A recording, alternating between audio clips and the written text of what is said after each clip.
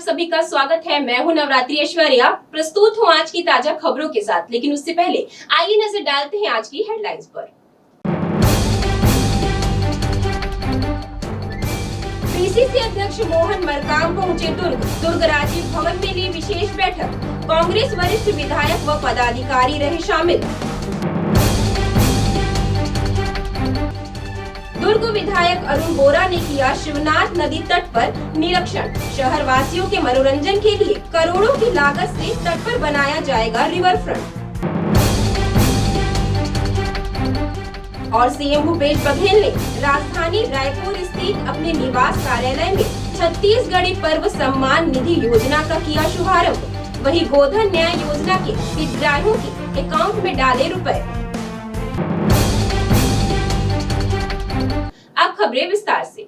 मुख्यमंत्री भूपेश बघेल ने गुरुवार को गोधन न्याय योजना के हितग्राहियों के अकाउंट में 4 करोड़ 40 लाख रुपए ऑनलाइन ट्रांसफर किया। सीएम हाउस कार्यालय में आयोजित वर्चुअल कार्यक्रम में सीएम ने ये राशि ट्रांसफर की। इस दौरान सीएम ने अधिकारियों से कहा कि बढ़ती गर्मी को देखते हुए गौठान में पैरा, पानी, छाया की व्यवस्था सुनिश्चित की जाए। मुख्यमंत्री ने अधिकारियों को दौरा कर गौठानों का निरीक्षण कर सभी व्यवस्थाएं सुनिश्चित करने को कहा। उन्होंने कहा कि गौठान समितियों की बैठक ली जाए। 551 गौठान है सर जो निर्माणाधीन है, जो लगभग 5% है। भूमि विवाद और अन्य कारणों से सर 138 गौठान अभी भी प्रारंभ नहीं हुए हैं, पर 94% गौठानों का कार्य हो चुका है। शहरी क्षेत्र में सर 237 गौठान हमारे बन चुके हैं। ग्रामीण क्षेत्र में 8753 गौठान बन चुके हैं और आवर्ती चराई में सर 1011 गौठान पूर्ण हो चुके हैं। चलिए आगे।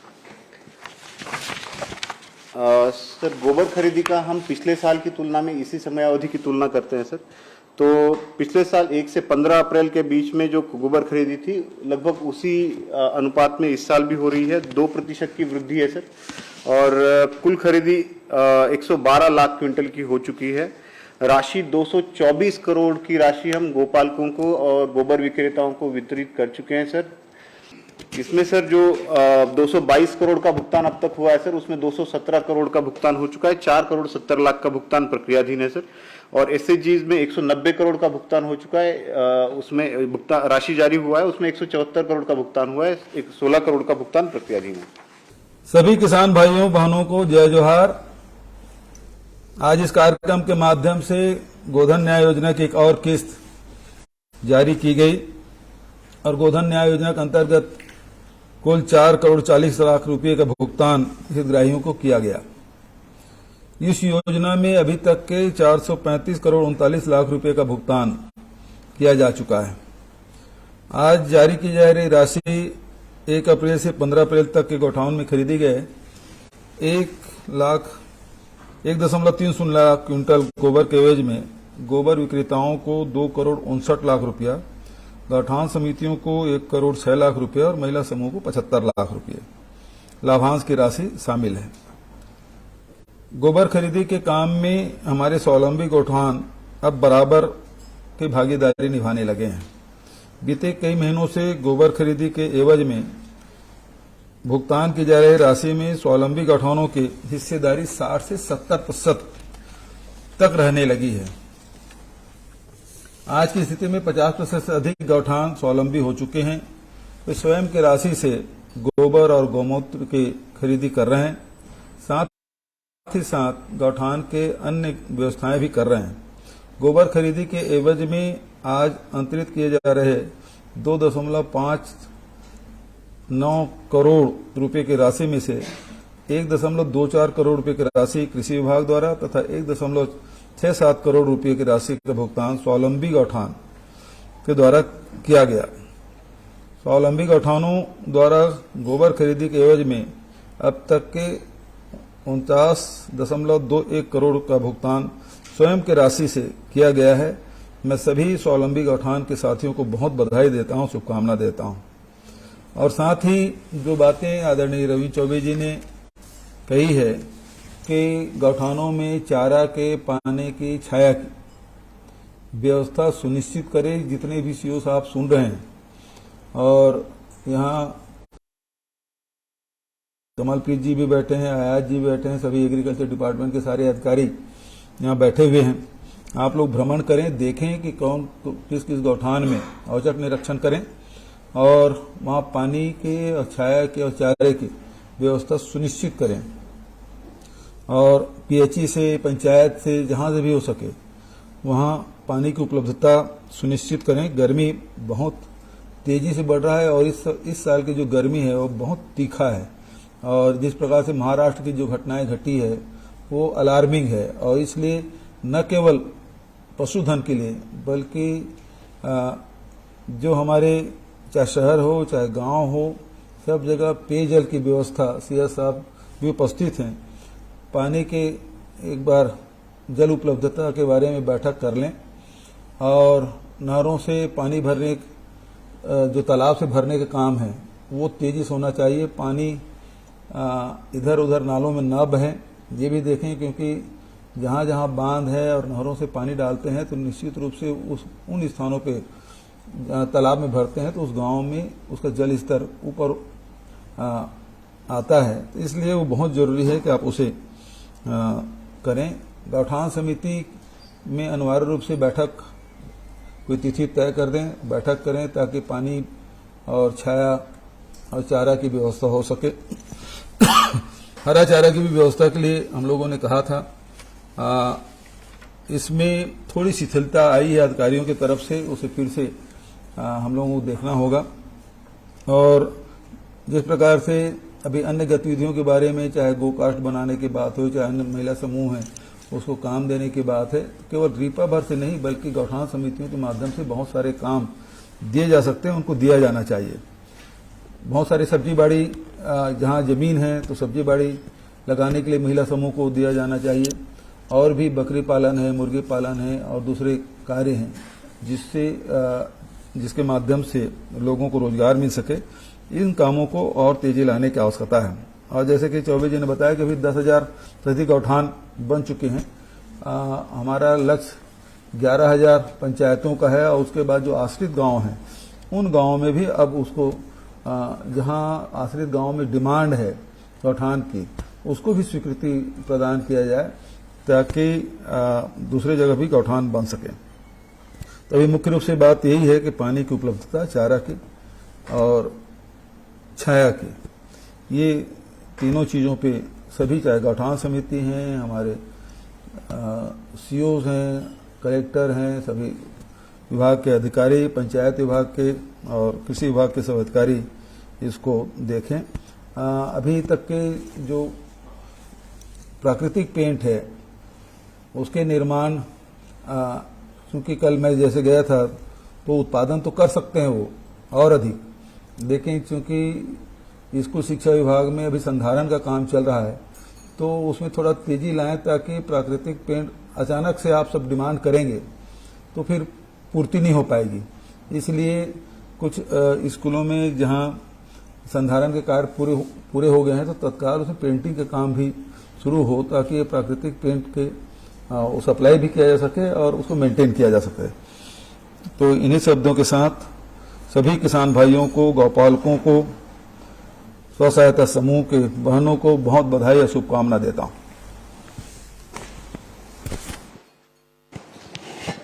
धन्यवाद सर।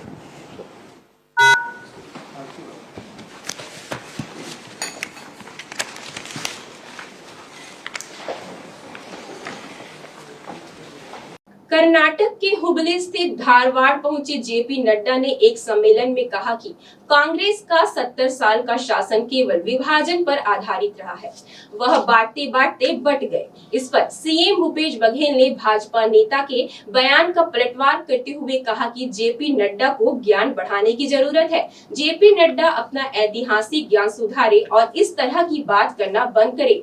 भूपेश बघेल ने कहा कि मैं जेपी नड्डा से कहना चाहता हूं कि वह अपने इतिहास के ज्ञान पर काम करे और इसे बढ़ाए। कांग्रेस के आप 70 साल देख लीजिए, division division division and division. समाज को जितना बांट सकते हो बांटो, north south, language, caste, creed, religion, हर पर जितना बांट सकते हो बांटो। और सच्चाई ये है, फैक्ट रिमेन्स दैट बांटते बांटते खुद बट गए। I am just trying to say how things change. Now here is Bharatiya Janata Party, unity in diversity. We respect regional sentiments, but at the same time, national aspirations is always taken into consideration. पहली बात तो है कि जी से कहना चाहूंगा, अपने इतिहास की जानकारी दुरुस्त कर लें। यदि 70 साल यदि 1947 से करें तो समझ लीजिए मतलब 70 साल कब होता है। यदि पहला चुनाव 1952 में हुआ है तो समझ लो 70 साल 2022 में समाप्त होता है। तो 70 साल में बहुत ही होशियारी से अपने कार्यकाल के भी जोड़ लिए हैं, अटल बिहारी वाजपेयी जी कार्यकाल जोड़ लिए हैं, मोरारजी देसाई, चरण सिंह और चंद्रशेखर देवगौड़ा जी के सबके सरकारों को उन्होंने जोड़ लिया है। कांग्रेस इन सालों में 55 साल ही सरकार में रही है और जो निर्माण कार्य हुए हैं, चाहे स्कूल बने हैं, कॉलेज बने हैं, सड़कें बने हैं, बिजली पहुंच रहा है, विद्युत गृह बने हैं, भिलाई स्टील प्लांट जैसे बने, भाखड़ा नंगल बांध बने हैं, एम्स बने हैं, ट्रिपल आईटी बने हैं, इन सबको इनकार कर रहे हैं। तो जो हमारे पूर्वजों ने, पुरखों ने जो मेहनत की उसको ये लोग इनकार कर रहे हैं। पहले कितना सीमेंट बनता था, कितने स्टील उत्पादन होता था, आज कितने गुना हो गया। पहले ये है कि 34 करोड़ लोगों के लिए भोजन के लिए अनाज नहीं था। हमारे किसानों ने मेहनत करके, कृषि वैज्ञानिकों ने मेहनत करके उत्पादन आज इतना बढ़ा दिया है कि 3 साल भी सूखा पड़ जाए हिंदुस्तान में तो उसके लिए अनाज की कमी नहीं होगी। तो क्या उस मेहनत को इनकार कर रहे हैं? इसका मतलब यहाँ के मजदूरों के, किसानों के, वैज्ञानिकों के, इंजीनियरों के, डॉक्टरों के, सबके मेहनत को इनकार कर रहे हैं। और ये कहते हैं केवल 2014 में ही जो कुछ हुआ देश में 2014 के बाद हुआ है। तो ये मूर्खतापूर्ण बात न करे नड्डा जी। अटल बिहारी वाजपेयी के योगदान को भी कम से कम उसको इनकार नहीं करना चाहिए। इतना भक्ति न करे मोदी जी का कि अटल बिहारी वाजपेयी की जो उपलब्धि है उसको भी इनकार कर दे। 4.5 वर्ष पहले दुर्ग की जनता ने जिसे अपना जनप्रतिनिधि चुना, अपना सर्वमत देकर विजयी बनाकर दुर्ग के विकास और कल्याण की आस लगाई, उस जनता को 4.5 साल में विधायक ने आखिर दिया क्या? भाजपा के दुर्ग जिला उपाध्यक्ष KS चौहान ने कहा कि आज दुर्ग की जनता पूछ रही है कि कहां है पेयजल व्यवस्था, कहां है वाटर फिल्टर प्लांट, कहां है विकास के कार्य, कहां है ठगड़ा बांध तालाब के सौंदर्यीकरण का कार्य, कहां है वे सब वायदे जो विधायक ने चुनाव जीतने से पहले दुर्ग की जनता से किए थे।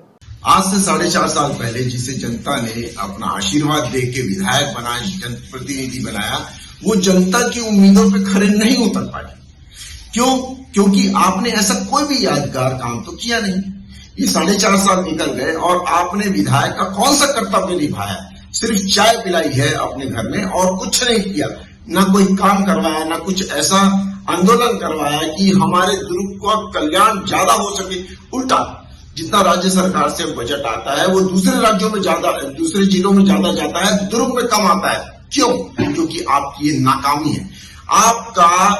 आपका पेयजल की व्यवस्था कहां पर है? आपकी ठगड़ा बांध की व्यवस्था कहां पर है? आपका वाटर फिल्टर प्लांट कहां पर है? आपका तालाब का सौंदर्यीकरण कहां पर है? आपकी नगर प्रशासन की व्यवस्थाएं कहां पर है? आपका जो आपराधिक जो मामले बढ़ रहे हैं वो कहां पर है? आप कहीं भी हर क्षेत्र में फेल हुए। आपने ये आपके जन घोषणा पत्र कहां पर है? आपका अनियमितीकरण का नियमितीकरण जो होना चाहिए था वो कहां पर है? यहां तक कि जितने भी आज भर्तियां निकली है, जो भर्तियां हुई हैं अभी ये पिछले 4.5 सालों में, उसमें दुर्ग अन्य जिलों से दुर्ग की कम भर्तियां हुई हैं। ये क्यों हुआ? क्योंकि आपकी नाकामयाबी। तो उसके बाद आप 18 लाख रुपए का डामरीकरण करवा के, काली चादर ओढ़ के आप अपनी नाकामियों पे चादर ओढ़ रहे हैं, तो ये नहीं चलेगा। दुर्ग की जनता बहुत ज्यादा जागरूक है, वो सब जानती है कि आप क्या कर रहे हैं। और ये 6 महीने की जो चुनावी जो आपकी रणनीति है, ये जो डामरीकरण कर रहे हैं वो चुनावी रणनीति है, उसको आप ढकने की कोशिश कर रहे हैं, चुनाव में फायदा उठाने की कोशिश कर रहे हैं, जिसका माकूल जवाब जनता को देगी। अब वक्त हो चला है एक छोटे से ब्रेक का। ब्रेक के बाद जल्द मिलते हैं।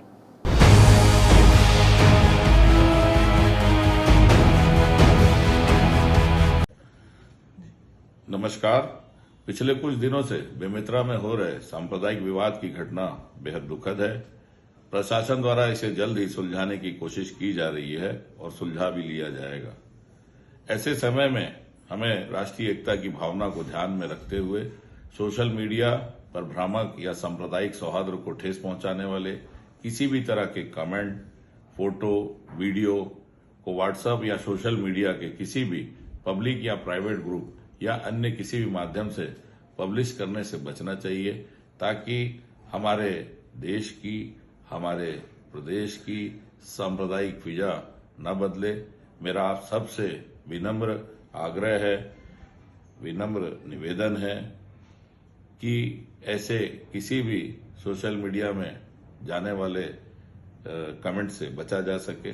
धन्यवाद। जय हिंद, जय Chhattisgarh. Ayurveda acupressure therapy centre.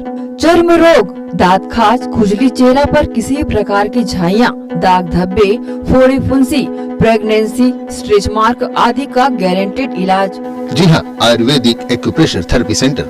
यहाँ पर आयुर्वेदिक दवा एवं एक्यूप्रेशर थेरेपी द्वारा बिना ऑपरेशन किए बवासीर, भकंदर, हाइड्रोसिल, गुप्त रोग, चर्म रोग का इलाज किया जाता है। बवासीर, भकंदर, फिशर का बिना ऑपरेशन इलाज, मलद्वार की जितनी भी पुरानी तकलीफ हो, जैसे खून आना, चुभने जैसा दर्द होना, जलन, मस्सा, मवाद आना, पेट साफ न होना आदि का जड़ से गारंटेड इलाज।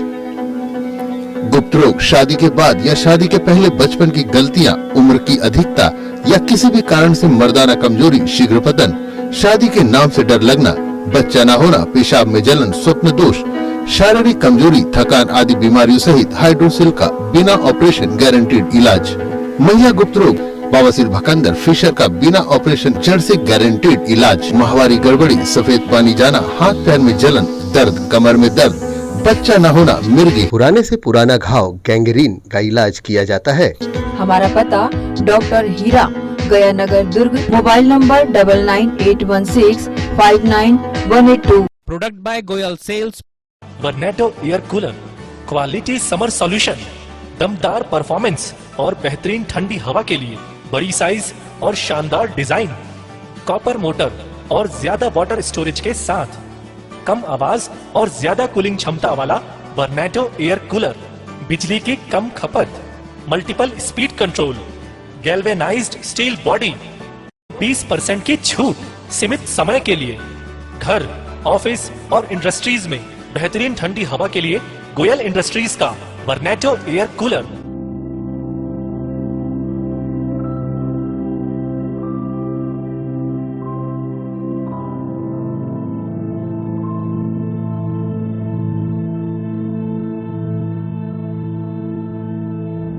Product by Goyal sales, power house, Jawahar market, Bhilai. Mobile number 7000193295, 9300540111, near Axis bank ATM।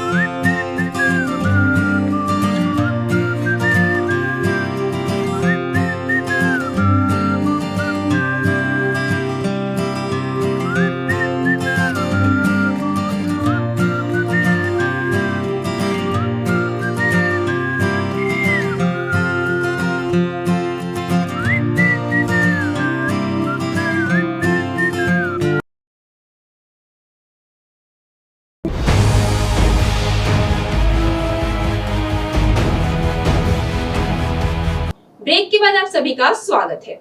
Bhilai truck trailer transporters association द्वारा अपने 2 सदस्यों के पुत्रियों की शादी के लिए 25-25 हजार रुपए नगद राशि देकर मदद किया गया। एसोसिएशन के सदस्य वसंत कुमार गेंद्रे और पप्पू प्रसाद जो पेशे से ड्राइवर हैं और पिछले कई वर्षों से गाड़ी चलाने का कार्य करते हैं, उनकी पुत्रियों के विवाह की जानकारी मिलते ही Bhilai truck trailer transporters association के अध्यक्ष इंद्रजीत सिंह छोटू ने एसोसिएशन के अन्य पदाधिकारियों व सदस्यों के साथ वसंत गेंद्रे और पप्पू प्रसाद को 25-25 हजार रुपए की आर्थिक मदद की। ये एक बहुत सम्मानजनक पहल है और ड्राइवर और क्लीनर के लिए इतनी बड़ी मदद है, शायद आज तक किसी ने ये सोचा नहीं था। और हमारी यूनियन के हर जो अध्यक्ष हैं, जो महासचिव हैं, जो संरक्षक और सारे सदस्य स्वयं लोगों ने ऐसा एक उनके दिमाग में ये बात आई कि कुछ ऐसा किया जाए कि भाई इनको ये ना लगे कि हम इनके नौकर हैं या स्टाफ है, उनको ये लगना चाहिए कि भाई ये हमारे घर के सदस्य हैं। हम लोगों ने बहुत बड़ा दिल दिखाते हुए इनको मदद की है और ये निरंतर आगे चलता रहेगा और कोई भेदभाव नहीं है, चाहे वो किसी का भी ड्राइवर हो, संयुक्त रूप से सबकी मदद की जा रही है। तो घर है अपना, घर टाइप में है सर, इतना मदद कोई नहीं करता आज के डेट में जो इतना मदद यूनियन ने किया है। ये और दूसरे ड्राइवर को ये मिलते रहे, उनका भी चले काम। 10 से 11 लोग का मदद कर दिए है सर। एक बार पुनः भिलाई निगम स्वच्छ सर्वेक्षण 2023 में प्रथम स्थान प्राप्त करने कवायदों में लग गया है, जिसके तहत आम जन मानस को स्वच्छता बनाए रखने के प्रति जागरूक करने विभिन्न प्रकार के तरीके अपना रहे हैं। स्वच्छता सर्वेक्षण 2023 का समय नजदीक आ चुका है और नगरपालिक निगम भिलाई एक बार फिर इसमें अव्वल आने का भरसक प्रयास कर रहा है, जिसके तहत विभिन्न प्रकार के तरीके अपनाए जा रहे हैं। इनमें से एक तरीका यह भी है कि क्षेत्र की जनता को स्वच्छता के प्रति जागरूक करने के लिए शहर भर के खाली दीवारों पर स्वच्छता के प्रति जागरूक करने वाले वॉल पेंटिंग कराए जा रहे हैं, जिसमें यह दर्शाया जा रहा है कि अपने आसपास स्वच्छता बनाए रखें एवं गीला सूखा कचरा अलग अलग सफाई मित्रों को देवें। स्वच्छता सर्वेक्षण 2023 में अव्वल स्थान प्राप्त करने के लिए किए जा रहे प्रयासों के बारे में नगरपालिक निगम भिलाई के जनसंपर्क अधिकारी पीसी सारवा ने न्यूज टीम को जानकारी दी है। देखिए, पूरे शहर में जो है हम लोग स्वच्छता सर्वेक्षण के तहत भी, सफाई व्यवस्था के जागरूकता के तहत भी, प्रचार प्रसार के तहत भी जो है वॉल पेंटिंग करवाते हैं। और इस वर्ष भी हमने स्वच्छ सर्वेक्षण 2023 के तहत में विभिन्न स्थानों पे, पार्क के स्थल में, तालाबों के स्थल पे, जहाँ पे सार्वजनिक स्थल हैं जो वहाँ पे वॉल रहते हैं, जहाँ पे विजुअल हो, जहाँ पे लोग देख सके, वो ये प्रचार प्रसार नगर निगम प्रशासन के द्वारा किया जा रहा है। इससे पूर्व स्वच्छता सर्वेक्षण में प्रतिवर्ष निगम भिलाई अच्छे स्थान पर रहा है। देखना होगा कि इस बार किए जा रहे प्रयासों से भिलाई निगम अव्वल स्थान प्राप्त कर सकता है या फिर पिछड़ जाता है। ग्रैंड एशियन न्यूज के लिए भिलाई से संतोष शर्मा की रिपोर्ट।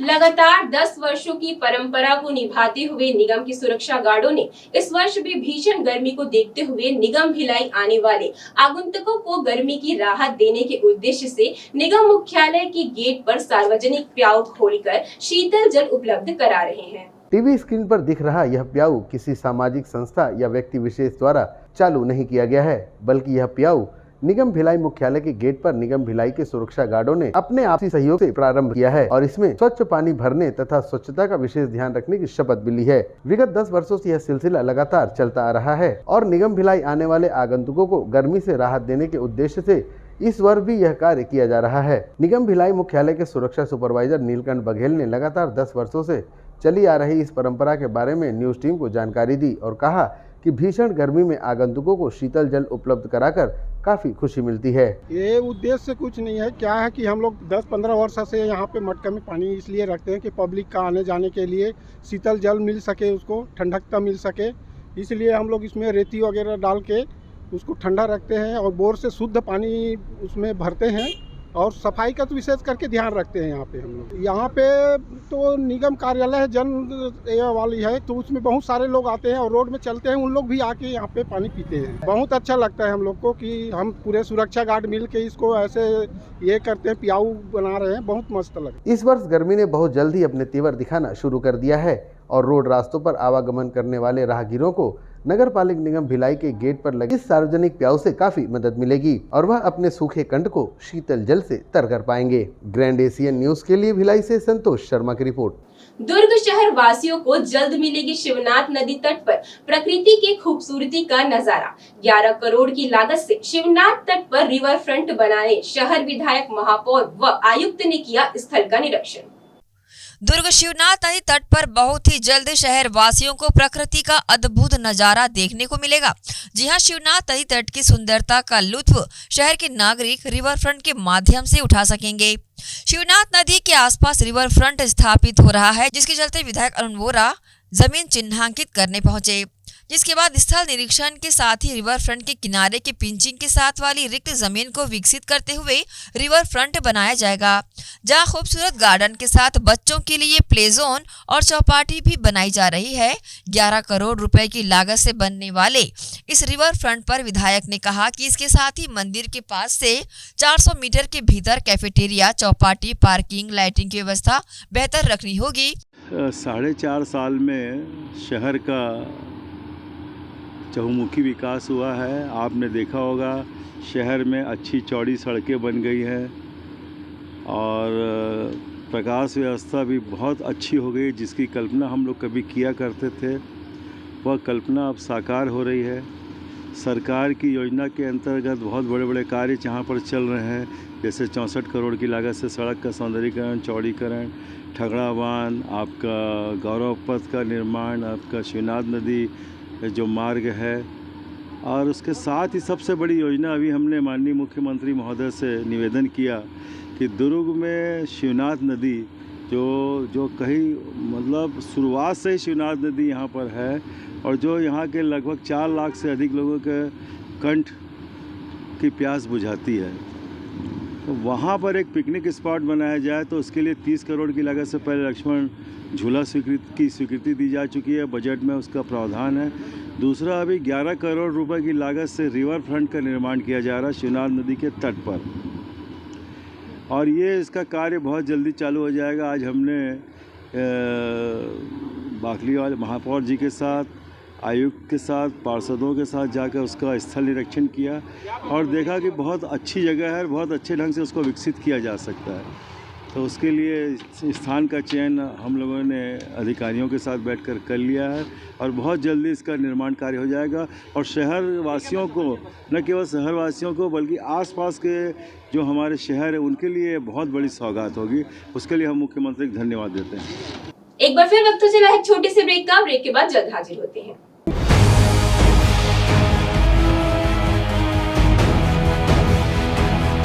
अस्सलाम वालेकुम रहमतुल्लाहि व बरकातहू। आप तमामी हजरात को रमज़ान शरीफ मुबारक हो और माह रमज़ान के साथ साथ ईद की भी तहे दिल से दिली मुबारकबाद। और इस माह रमज़ान के मौके पर आप तमामी हजरात से गुजारिश करूँगा कि आप सभी माह रमज़ान का इस्तकबाल करें और उसकी कदर करते हुए खूब इबादत करें, खूब सदका करें, खूब नेकी कमाएं, अच्छे अच्छे काम करें।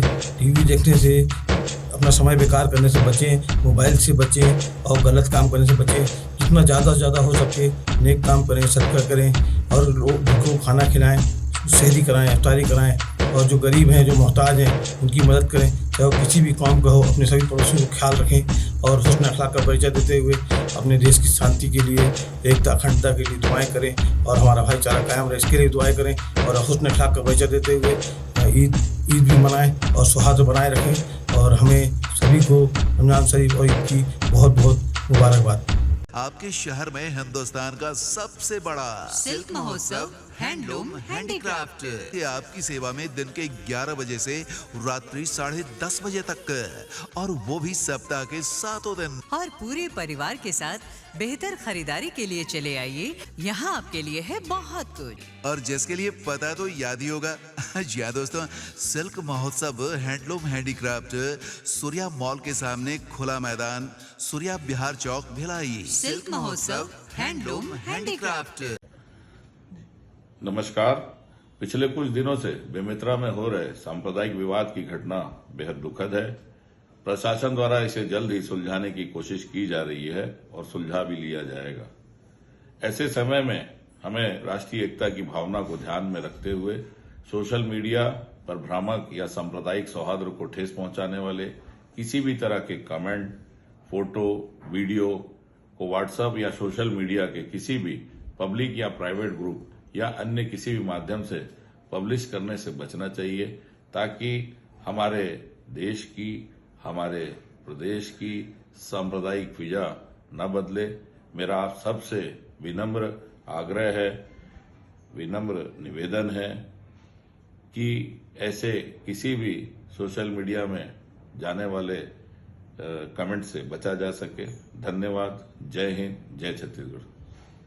श्री शंकराचार्य हॉस्पिटल 750 बिस्तरों का आधुनिक अस्पताल एवं 150 MBBS सीटों का मेडिकल कॉलेज। उपलब्ध सुविधाएं 24 घंटे आकस्मिक चिकित्सा सुविधा, विशेषज्ञ चिकित्सक सुविधा, डिलीवरी एवं टीकाकरण सुविधा, 24 घंटे एम्बुलेंस सेवा सुविधा एवं आधुनिक उपकरणों से सुसज्जित ऑपरेशन थिएटर, नवीनतम उपकरणों से सुसज्जित पैथोलॉजी लैब, एक्सरे एवं सोनोग्राफी की सुविधा, ICU, ICCU, NICU, MRI, CT scan एवं डायलिसिस यूनिट्स की सुविधा उपलब्ध। न्यूनतम दर पर दवाएं उपलब्ध। मोतियाबिंद ऑपरेशन, जननी सुरक्षा योजना, राष्ट्रीय स्वास्थ्य बीमा योजना, मुख्यमंत्री स्वास्थ्य बीमा योजना के अंतर्गत चिकित्सा सेवा उपलब्ध। स्मार्ट कार्ड सेवा उपलब्ध है।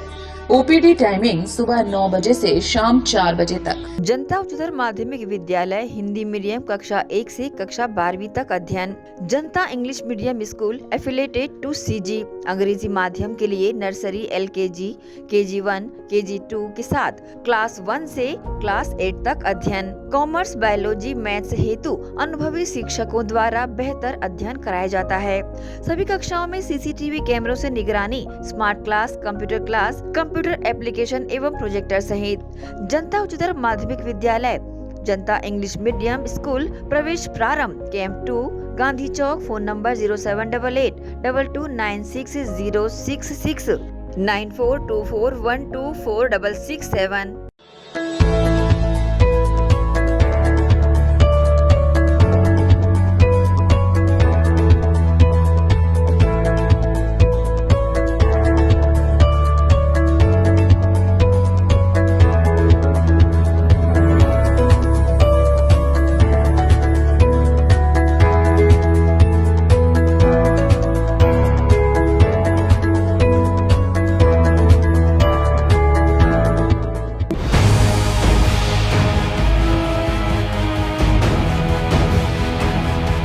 ब्रेक के बाद आप सभी का पुनः स्वागत है। दक्षिण पूर्व मध्य रेलवे के बिलासपुर कटनी रेलखंड पर सिंहपुर स्टेशन में कोयला लोडेड मालगाड़ी के सिग्नल ओवरशूट होने से इंजन सहित 9 वैगनों के पटरी से उतर जाने के कारण रद्द हुई ट्रेनों में सफर करने वाले यात्री हुए परेशान। दुर्ग रेलवे स्टेशन में दिखी यात्रियों की भीड़।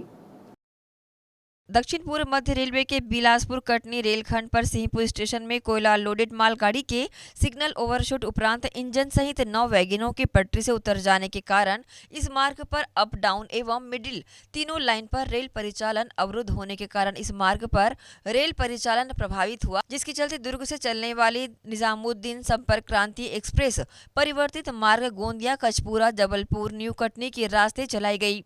इसके चलते उस ट्रेन में सफर कर रहे यात्रियों को काफी परेशानियों का सामना करना पड़ा। हालांकि रेलवे प्रबंधन द्वारा इससे समस्या से निपटने के लिए दुर्ग स्टेशन पर अपने विभागीय अधिकारी व TT के माध्यम से काउंटर लगाकर सफर कर रहे यात्रियों की समस्याओं का समाधान किया गया। पाठक हैं और पवन पाठक है और रेलवे की इतनी बड़ी भूल चूक हो रही है कि आज देखिए टिकट कंफर्म करने के बाद भी और उसके बाद स्टेशन आने पर पता चल रहा है कि आपका मार्ग डाइवर्ट कर दिया गया है। ये बताइए सबसे बड़ी रेलवे की इतनी बड़ी गलती है। आप मैसेज के जरिए शो कर सकते थे परंतु नहीं किए उन्होंने, तो ये रेलवे की सबसे बड़ी गलती है। इसके लिए हर भाई आप जितने भी रेलवे यात्री हैं उनके लिए आप तो कुछ तो हर्जाना करना चाहेंगे और आप उनके लिए कुछ व्यवस्था करिए। लेकिन ये तो हादसा तो ये मानवीय क्रिया से हुई है, ना कि हमसे हुई है। यात्री तो नहीं करे हैं हादसा, ये तो रेलवे की कमी से हुई है और रेलवे इसके लिए रेलवे जिम्मेदार है। रेलवे जब हमसे पूरा पैसा लेता है तो रेलवे इसके लिए जिम्मेदार तो रेलवे भी है ना। तो आप क्या चाहते हैं? अपने गंतव्य स्थान जाने के लिए क्या करवाना पड़ेगा? सर कम से कम हमको जब कटनी तक पहुंचा रहे हैं, जब हम दुर्ग से निकल रहे कटनी तक हमको पहुंचा रहे हैं, हमको शहडोल जाना है और कटनी तक हमको पहुंचा रहे हैं, तो कम से कम हमको कटनी से शहडोल तक के मुआवजा भी दिया जाए और मैं आपका आज मेरा टिकट था संपर्क क्रांति का, जिसमें मेरे को जाना था शहडोल जाना था। तो अभी यहाँ आने पर मालूम चला कि गाड़ी का ना आपका रास्ता है परिवर्तित कर दिया गया है, जिससे वो बोल रहे हैं कि आपको कटनी जाना पड़ेगा। फिर आपको कटनी से अपनी साधन अनुसार जो भी होगा आपका बस से जिससे भी आप जा सकते हैं, फिर कटनी के मार्ग से आप अपना रास्ता वो देख के उसमें फिर आप आगे जा सकते हैं। नहीं था मार्ग डाइवर्ट का, अभी आपका जब स्टेशन आए तब मालूम चला कि हमको ट्रेन में बैठने के लिए आए? नहीं, हाँ ट्रेन में बैठने के लिए आए। आज ही का रिजर्वेशन था हमारा संपर्क क्रांति का। जब अभी आया हूँ तो यहाँ पर मालूम चला कि आपका हमारा गाड़ी का ना रास्ता ना डाइवर्ट कर दिया गया है, शहडोल गाड़ी नहीं जाएगी, वो गाड़ी आपका गोंदिया होते हुए कटनी जाएगी। कितना नुकसान तकलीफ हो रहा है? बहुत नुकसान हो रहा है। कल हमको बहुत अर्जेंटली हमको पहुंचना था, गांव पहुंचना था। अब हमको समय लग जाएगा, हमको एक दो दिन तीन जो भी लग जाए, उधर घूम के जाना पड़ेगा और जाना अर्जेंट है, हमको ज़रूरी था। और टिकट भी हमारा कम कर दिए। रेलवे की पूरी सरासर गलती निकल रही है। क्या मांग करते हैं रेलवे से? अब रेलवे से यही मांग करते हैं, हमको कटनी ले जा रहे हैं, लेकिन हमको कटनी से हमारा कोई सुविधा तो करना चाहिए उनको। कटनी से भाई हमको जैसे हमको शहडोल जाना था, तो शहडोल से हमारी कोई जो व्यवस्था था, कोई वैकल्पिक व्यवस्था तो करना चाहिए उसके लिए। तो रेलवे से तो यही है।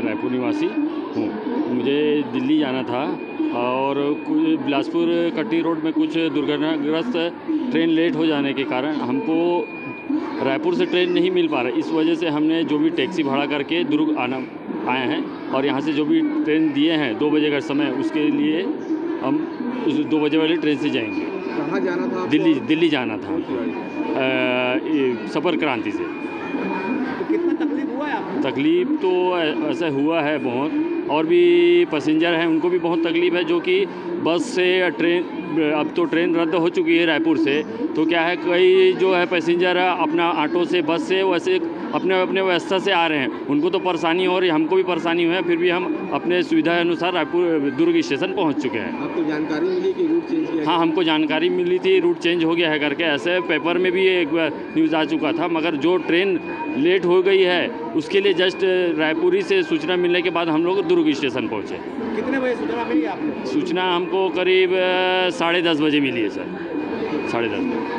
वहीं रेलवे ने इस समस्या से यात्रियों की सुविधा के लिए हेल्पलाइन नंबर 1072 भी जारी किया। बावजूद इसके दुर्ग से बिलासपुर की दिशा में जाने वाली ट्रेन की दिशा बदल जाने के कारण संपर्क क्रांति में सफर कर रहे यात्रियों को काफी असुविधाओं का सामना करना पड़ा।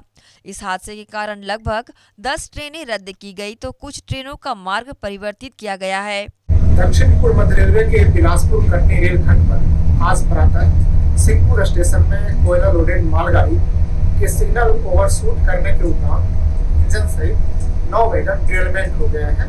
इसके फलस्वरूप अप डाउन एवं मिड लाइन प्रभावित हुआ है, जिसके कारण रेल परिचालन अवरुद्ध है। इसमें हेल्पलाइन नंबर 1072 जारी कर दिया गया है।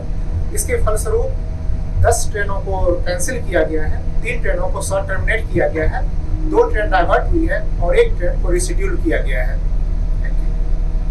इस हादसे के बाद सिंहपुर स्टेशन पर रिस्टोरेशन का कार्य तीव्र गति से किया जा रहा है, जिसके चलते लगभग 10 ट्रेनों को रद्द व 4 ट्रेन गंतव्य से पहले समाप्त एवं देरी से रवाना की गई और 2 ट्रेनों के मार्ग को परिवर्तित भी किया गया है।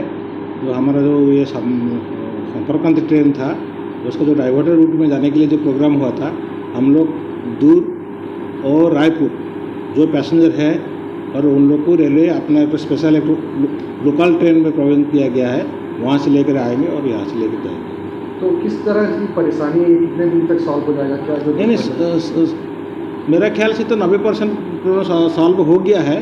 हो सकता है अभी तक मैसेज नहीं आया है। जो दोनों गाड़ी है सारनाथ और अमरकंटक, हो सकता है वो शाम तक वो अपना नॉर्मल रूट में चल सकता है, क्योंकि काल से वो GM साहब, ऑनरेबल GM साहब है, CRS साहब है, बड़ा अधिकारी साहब साइड में है। हो सकता है आज अभी तो मैसेज नहीं आया, मैं बोलना ठीक नहीं है, फिर भी लग रहा है कि शाम तक नॉर्मल रूट में चलने का चांस है। ये क्या कारण हुआ था, क्या घटना हुई? ये जो सिंहपुर में जो एक ट्रेन खड़ी था गुड्स ट्रेन का, और दूसरा गुड्स ट्रेन जो आपका स्पाड हुआ था, सिग्नल पासिंग ऑन डेंजर में आकर के टकरा गया था, जिसका कारण से दुर्घटना घटा था और उसके लिए वो 3 लाइन पूरा अफेक्टेड हो गया था, जिसके कारण से वो ट्रेन जा नहीं पा रहा था। और मेरे को उम्मीद लग रहा है कि आज नॉर्मल वे में कुछ ना कुछ गाड़ी चलेगा ही चलेगा। आपका परिचय? तो मैं जय प्रधान, चीफ स्टेशन मैनेजर दूर। ग्रैंड एशियन न्यूज के लिए दुर्ग से नसीम फारूकी की रिपोर्ट। वैशाली नगर थाना क्षेत्र अंतर्गत एटीएम कार्ड बदलकर पैसे निकलवाने का मामला सामने आया है। साकेत नगर कोहका निवासी आजूराम साहू वैशाली नगर के एसबीआई बैंक के एटीएम पैसा निकालने 22 मार्च को गए हुए थे। उसी समय एटीएम के अंदर मौजूद 3 अज्ञात लोगों ने आजूराम साहू की मदद करने के बहाने उनका एटीएम बदल लिया और पासवर्ड डालकर 1,06,000 रुपए आजूराम के खाते से पार कर दिए। मामले में वैशाली नगर पुलिस ने तीनों आरोपियों के खिलाफ एफआईआर दर्ज कर पतासाजी करने में जुटी हुई है। साकेत नगर कोहका के निवासी आजूराम जी एक लिखित आवेदन पेश किए कि 22 मार्च को जब ये एटीएम से पैसा निकाल रहे थे, 3 अज्ञात व्यक्तियों द्वारा इनका एटीएम बदलकर 6 ट्रांजेक्शन में 1,06,000 रुपये कुल निकाल लिया गया है और इस तरह उनके साथ फर्जीवाड़ा किया गया था। आवेदन पेश करने पर 3 अज्ञात आरोपियों के खिलाफ अपराध पंजीबद्ध कर विवेचना में लिया गया है। आने वाला वक्त इलेक्ट्रिक गाड़ियों का है और सरकार भी ऐसे वाहनों को बढ़ावा देने के लिए तरह तरह के कदम उठा रही है। किसी भी इलेक्ट्रिक वाहन के लिए बैटरी सबसे जरूरी और कीमती हिस्सा होती है। कई कंपनियां बैटरी पैक पर अतिरिक्त वारंटी भी देती है।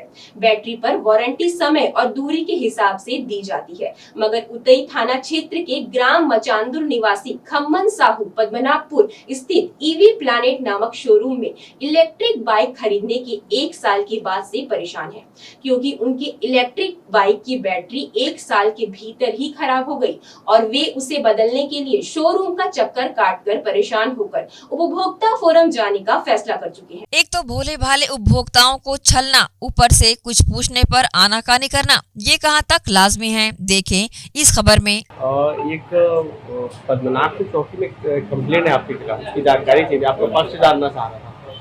किसी खम्मम और उमेश नाम के लोगों ने कंप्लेन करी है कुछ बैटरी को लेके, तो किस टाइप की क्या है उसको सब आपका पक्ष जान लूँगा ऊपर।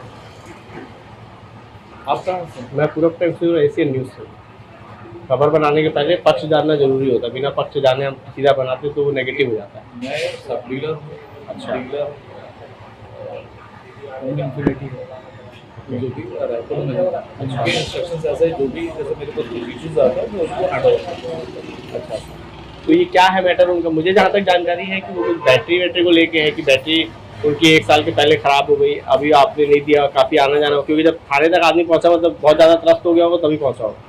कंपनी का है मैटर, कंपनी के डायरेक्शंस है कि बैटरी जो भी कुछ प्रॉब्लम होता है उसको हैंडल करना होता है। तो अभी तक मेरे को दिए ही नहीं है वो। अगर मेरे पास जब तक आएगा नहीं मैं उनको दूंगा नहीं तो क्या प्रॉब्लम है क्या चीज़ कैसे मालूम चलेगा। हाँ तो ये आप मुझे बोल दो ऑन बाइट तो वो सही रहेगा। मैं बाइट में बोलूँगा नहीं सर, ये चीज़ आप समझ लीजिए। तो वो आप बोलोगे तो बल्कि आप बोल दोगे तो फिर आपका पक्ष थोड़ा सा सही हो जाएगा ना। बता दिया आपको, यही है उसके अंदर। मैं कुछ नहीं, मैं सब डीलर हूँ, वो वहाँ रहता है, वो आपको वहाँ जाके देना है बस, और कुछ नहीं है। अब उन्होंने बैटरी अभी तक दी नहीं है। बैटरी तो वो तो दी ही नहीं है, वो लेके चले गए। बैटरी में क्या प्रॉब्लम है कैसे है ऐसे देख के कैसे समझ में आता है। और किसी भी बैटरी के इश्यूज है तो जब तक अपन लोग एक्चुअल जो डीलर है तब तक क्या बोलूँगा। तो वो आप बोल देंगे ऑन बाइट बोल देंगे तो वो रहने दो, उसको आप रहने दो। नहीं आप बाइट दे दोगे तो कंप्लेन है, तो वो तो आप बाइट दोगे तभी सही हो पाएगा। मैं बता रहा हूँ ये आप डीलर से जाके पूछिए। मैं भैया आप मुझे बता दी, अब आप मुझे क्या समझ में आएगा? आपने बोला कि मैं खबर कैसे बनाऊंगा, टीवी में क्या चल रहा हूँ सर। मैं आगे आप ये चीज समझिए, मैं उसको बाइट नहीं दे पाऊंगा, ये है पता कर लीजिए उनसे। बाइट देना ही तो ऑथेंटिक हो जाता है ना, वो आप बोल दोगे ना। नहीं दे पाऊंगा मैं।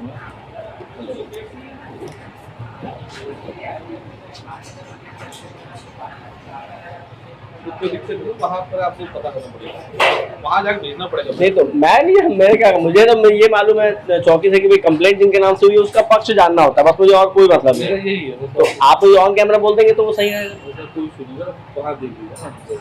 मैं वहाँ थोड़ी जाऊँगा रायपुर, मैं तो सिर्फ आप ही के पास आऊँगा जिसके पास कंप्लेंट हुई, बस उसी तक मुझे पक्ष उसका जानना। आप ऑन कैमरा बोलेंगे तो बात खत्म हो जाती है। जी हाँ, हम बताना चाहेंगे कि स्क्रीन में मीडिया के सामने कुछ बोलने व बताने से बच रहा ये शख्स पद्मनाभपुर में संचालित ई बाइक शोरूम जिसका नाम ईवी प्लानेट्स है उसमें डीलर है। हम बताना चाहते हैं कि ग्राम मचांदुर निवासी व उसके एक मित्र ने बीते 2022 में 2 ई बाइक खरीदी थी। ई बाइक टोटल बैटरी पर निर्भर होती है और महाशय ने ग्राहक को ये बोलकर ई बाइक दी थी कि बैटरी पर 3 साल की वारंटी है, पर वहीं मात्र 1 साल के भीतर ही बैटरी ने दम तोड़ डाला। ग्राहक जब पहुंचा बैटरी की मांग करने व उसे रिपेयर करने, तब डीलर ने 3 से 4 माह तक का समय लगने का हवाला दे डाला, जबकि कायदे से सर्विस बैटरी ग्राहक को उपलब्ध कराया जाना चाहिए। ऐसे में ग्राहक के द्वारा सर्विस बैटरी मांगी गई तो सिर्फ आनाकानी करते डीलर को देखा गया। तो अच्छा, शिकायत क्या थी, आप थोड़ा सा मुझे वही बता दो। हाँ सर, कॉल किए थे।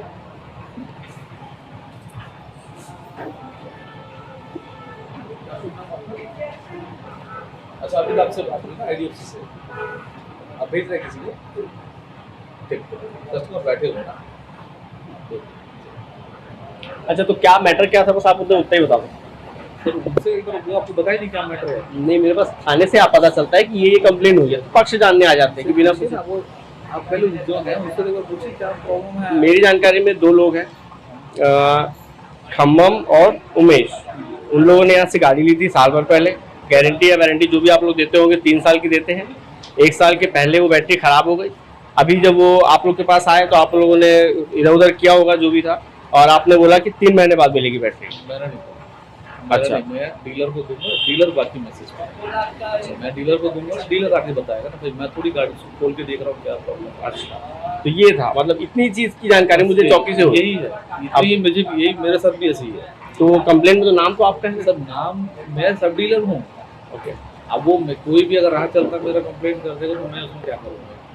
उसमें गाड़ी में सब डीलर हूँ। हाँ, मैं ऑथेंटिक उनके लेटरेट पे हूँ कि मैं सब डीलर हूँ। ठीक है, अब गाड़ी में उनसे मैंने दिया कुछ इश्यूज आता है तो हम उनको ट्रांसफर करते हैं। अच्छा, तो ये लोग कब आए थे, मतलब कि पहली टाइम कब आए होंगे ये लोग कंप्लेंट कराने के लिए आपके पास? मेरे पास 2 दिन पहले उन्होंने आके बताया था, और शाम को सामान लेके भी चले गए, तो बैटरी उनको दूंगा नहीं तो क्या बोलूँगा। अच्छा, बस यही आपका बस तब इतना ही है, यही और कुछ नहीं। ठीक, तो जो लोगों ने शायद कल 24 घंटे ज़्यादा हो गया, आपको कोई इंक्वायरी आई थाने से? नहीं, अभी नहीं आई है। ऑन कैमरा बोल देंगे तो ज़्यादा अच्छा होगा। सब बात करो, मेरे को आपको एक्चुअली बता दिया यही है। अब मेरे को जब तक बैटरी उनको नहीं दूंगा तब तक क्या खबर है, क्या चीज़ है, क्या प्रॉब्लम है, कैसे पता? तो आप लोगों ने जब वो चले गए तो कस्टमर से आप लोगों ने कांटेक्ट करने की कोशिश नहीं करी कि भाई आप ला के दो बैटरी तब तो सर्विस देंगे? मालूम है उनको, क्योंकि देखो थाने ऐसे आदमी तो जाता नहीं, जब परेशान हुआ हो तभी पहुंचा हो उनको। कंपनी जो चीज बोलेगी वो तो वैसे उनको पता है, मालूम है उनको। वहीं ई बाइक खरीद कर चले गए हितग्राही ने मीडिया के समक्ष अपनी पीड़ा बताई। मैं खम्माला साहू ग्राम मचांदूर का रहने वाला हूँ। मैंने ओकिनावा फैशन प्रो इलेक्ट्रिक गाड़ी ईवी प्लैनेट के यहाँ से पनागपुर से लिया हूँ, जो 1 साल जैसे ही ख़त्म हुआ है बैटरी ख़राब हो गई है। तो शुरू में बताया गया था मेरे को कि बैटरी की वारंटी 3 साल की है, लेकिन अभी ख़राब हो गई है। तो उसको मैं बनाने के लिए 3 से 4 महीना लग सकता है बोल रहे हैं। तो मैंने सर्विस बैटरी के लिए बोला तो उन्होंने साफ इनकार कर दिया है। तो इसका मैं थाने में, पन्नागपुर थाने में एप्लीकेशन दिया हुआ है। अगर इसमें कुछ होता है उपभोक्ता फार्म में कंप्लेंट। जरूरत है हितग्राही को सर्विस बैटरी उपलब्ध कराई जाए और यही समय की मांग भी है। क्राइम एशियन न्यूज के लिए शाहीन खान की रिपोर्ट। सुपेला लाल बहादुर शास्त्री चिकित्सालय में कोरोना के प्रतिदिन पॉजिटिव मरीज मिल रहे हैं, जिसको लेकर लाल बहादुर शास्त्री चिकित्सालय सुपेला में कोविड के लिए तैयारियां कर ली गई है। प्रतिदिन बढ़ते कोविड की संख्या को देखते हुए कोरोना जांच हेतु अलग से कोविड जांच केंद्र बनाया गया है।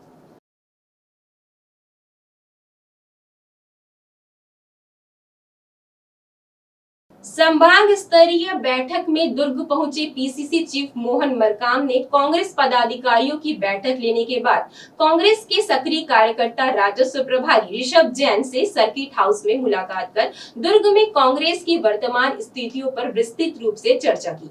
गौरतलब है कि ऋषभ जैन प्रदेश के गृह मंत्री एवं दुर्ग ग्रामीण विधायक ताम्रध्वज साहू के बेहद करीबियों के रूप में जाने पहचाने जाते हैं।